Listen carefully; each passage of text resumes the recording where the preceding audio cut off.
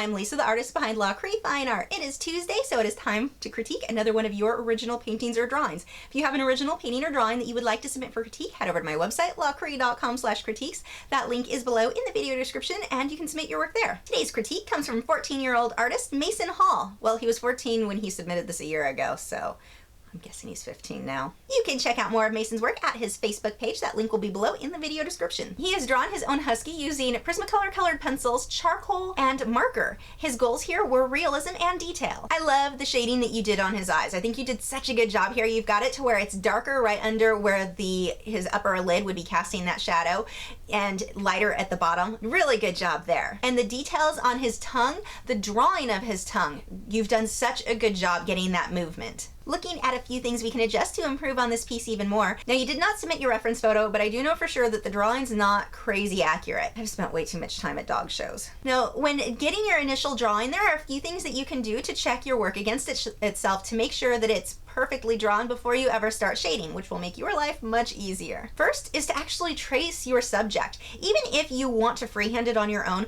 try tracing it a few times, because this is going to force your brain to start noticing details and proportion and get things more accurate that your brain otherwise may not have noticed before. And you don't have to trace your final picture if you don't want to, but by tracing it a few times and then going back and freehanding it, that should help you a lot, because again, you're kind of waking your brain up to see things that it wasn't noticing before. Another option is the most simple measuring that you can do.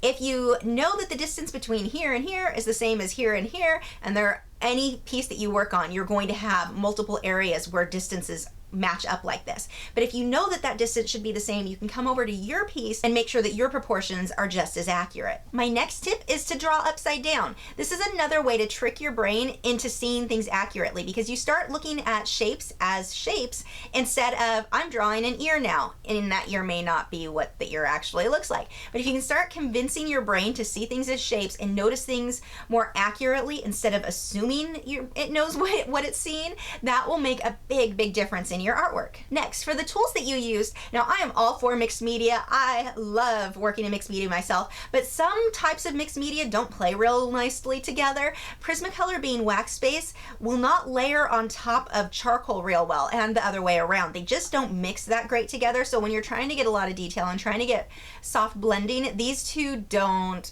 work great together. So in this case, if I were doing this piece and I had the supplies available that you do, I would just do the whole thing with charcoal. Anywhere that you need to be really white, just let the white of your paper show through. The great thing about this piece is I can see you have definitely got drawing skills. If you keep up with this, you have the potential to go from being good to being absolutely amazing. So definitely keep up the good work.